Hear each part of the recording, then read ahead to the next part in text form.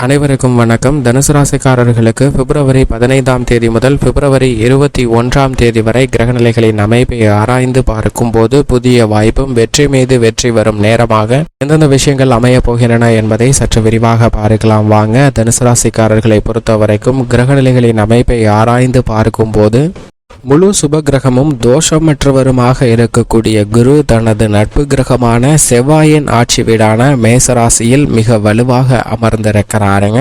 இந்த வாரத்தில் நல்ல பல வாய்ப்புகளையும் வெற்றி மீது வெற்றி வரும் நேரமாக மாற்றுவதற்கான அதிர்ஷ்ட யோகம் நிறைந்த ஒரு தருணமாக மாற்றுகிறார். ஏனென்றால் தனது சஞ்சார தூரத்தில் 90% மேல் கடந்துவிட்டார். இனி வரக்கூடிய தருணம் என்பது பல வகையில நல்ல முன்னேற்றத்தை ஏற்படுத்தி கொடுக்கக்கூடிய ஒரு சிறந்த தருணமாக அமைவதற்கான வாய்ப்பும் யோகமும் உள்ளது என்பதை முழு சுபகிரகமாக இருக்கக்கூடிய குரு உறுதிப்படுத்துகிறாருங்க. அது மட்டுமல்லாது குரு பார்க்கின் கோடி நன்மை என்பார்கள். அப்படிப்பட்ட குருவின் சுப பார்வையும் பல்வேறு இடங்கள்ல பதியக்கூடிய இந்த தருணத்தில் திட்டமிடக்கூடிய காரியங்கள் அனைத்திலும் மிக துல்லியமாக நேர்த்தியான முறையில வெற்றி பெறுவதற்கான வாய்ப்பும் யோகமும் நிறைந்த ஒரு தருணமாக அமைகிறது என்பதில் சந்தேகமே இல்லை. அது மட்டுமல்லாது மற்றொரு வலிமை வாய்ந்த கிரகமாக இருக்கக்கூடிய சனி தனது சொந்த ராசியான கும்ப ராசியில் ஆட்சி பலம் பெற்றிருக்கிறாருங்க. சனி ஆட்சி பலம் பெற்று சஞ்சரிப்பது, அதிலும் கும்ப ராசியில் சஞ்சரிப்பது குடகுடமாய் நன்மையை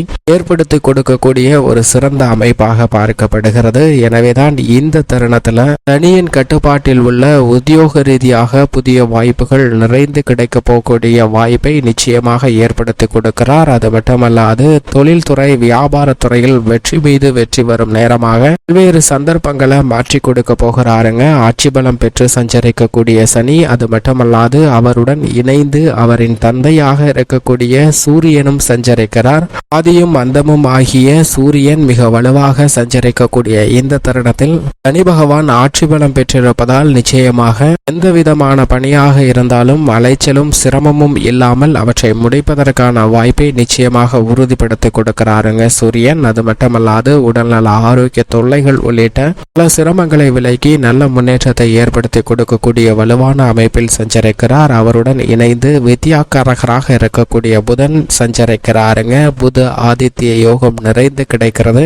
சூரியன் மற்றும் சனி இரண்டு கிரகங்களுக்கும் புதன் நட்பு கிரகமாக பார்க்கப்படுகிறாருங்க. இது வரவேற்கத்தக்க ஒரு சிறந்த அமைப்பாக பார்க்கப்படுகிறது. நட்பை கொண்டாடக்கூடிய புதன் மிக வலுவாக இவர்களுடன் இணைந்திருப்பதால் இந்த கிரகங்களால் ஏற்படக்கூடிய தோஷங்களும் நீங்கி மிக தெளிந்த அறிவாற்றலை பயன்படுத்தி எதிர்கொள்ளக்கூடிய தேர்வுகள் அனைத்திலும் நீங்கள் எதிர்பார்க்கக்கூடிய வெற்றியை மிக சிறப்பாக பெறுவதற்கான வாய்ப்பை உறுதிப்படுத்துகிறாருங்க வித்யாக்காரகராக இருக்கக்கூடிய புதன். அது மட்டுமல்லாது இந்த தருணத்தில் மங்களக்காரகனாக உள்ள செவ்வாய் உச்சம் பெற்றிருக்கிறாருங்க. செவ்வாய் உச்சம் பெற்றிருப்பது பல்வேறு வகையான மங்களகரமான சுப நிகழ்வுகள் மிக சிறப்பாக நடைபெறும் என்பதை தெளிவாகவும் துல்லியமாகவும் உறுதிப்படுத்துகிறது. அதை உறுதிப்படுத்தக்கூடிய வகையில உச்சம் பெற்ற செவ்வாயுடன் சுக்கிரனும் இணைந்திருக்கிறாருங்க. எனவே இந்த தருணத்தில் சுக்கிர மங்கள யோகமும் மிகவும் அபரிவிதமாக கிடைக்கிறது. சுக்கிர மங்கள யோகம் நிறைந்து கிடைப்பதால் கலைத்துறை அரசியல் துறை சார்ந்த பணிகளிலும் நீங்கள் எதிர்பார்க்கக்கூடிய புதிய வாய்ப்புகள் நிச்சயமாக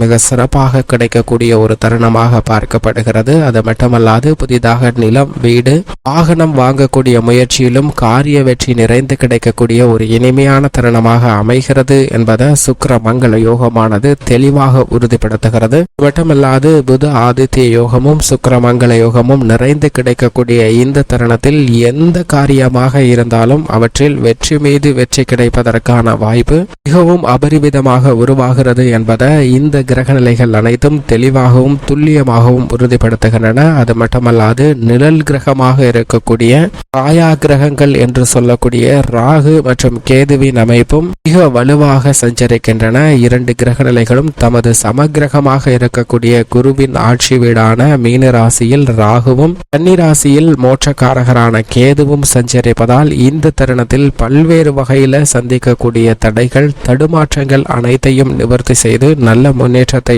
ஏற்படுத்தி கொடுக்கக்கூடிய ஒரு மிக சிறந்த அமைப்பு ஏற்படுவதற்கான வாய்ப்பும் சூழ்நிலையும் நிச்சயமாக கிடைக்கிறது என்பதை தெளிவாகவும் துல்லியமாகவும் உறுதிப்படுத்துகிறார். அது மட்டுமல்லாது இந்த வாரத்தில் சந்திரன் நீங்கள் நீங்கள் எடுக்கக்கூடிய காரியங்களை வெற்றிகரமாக செய்து முடிப்பதற்கான வாய்ப்பை உருவாக்கி கொடுக்கிறாருங்க. சந்திரனுடைய மாறுதல் நன்மை தீமை கலந்த அமைப்பாக இருந்தாலும் பெரும்பாலும் ஓரளவிற்கு சாதகமாகவும் நீங்கள் திட்டமிடக்கூடிய காரியங்கள்ல தடைகள் இல்லாமல் முன்னேற்ற பாதையில் இட்டு செல்வதற்கான வாய்ப்பையும் யோகத்தையும் நிறைந்து கொடுக்கிறாருங்க. சந்திரன் இந்த வாரம் முழுவதும் மிக சிறப்பாக சஞ்சரிப்பதால் பல்வேறு விதமான பணிகள்ல நிறைந்த வளர்ச்சியும் முன்னேற்றமும் உண்டு. வளர்பிறை சந்திரனாக இருக்கக்கூடிய சந்திரனின் அமைப்பு தடைகள் அனைத்தையும் நீக்கி முன்னேற்றத்தை நிறைந்து கொடுக்கக்கூடிய ஒரு சிறந்த தருணமாக மாறுகிறது என்பதில் சந்தேகமே இல்லை. இப்படி கிரகநிலைகளின் அமைப்பு இருக்க தனுசு ராசிக்காரர்களுக்கு ராசியின் அதிபதியாக இருக்கக்கூடிய குரு மிக வலுவாக 5ல் இருக்கிறாருங்க. ராசியின் நாதர் வலுவாக இருக்கக்கூடிய இந்த தருணம் என்பது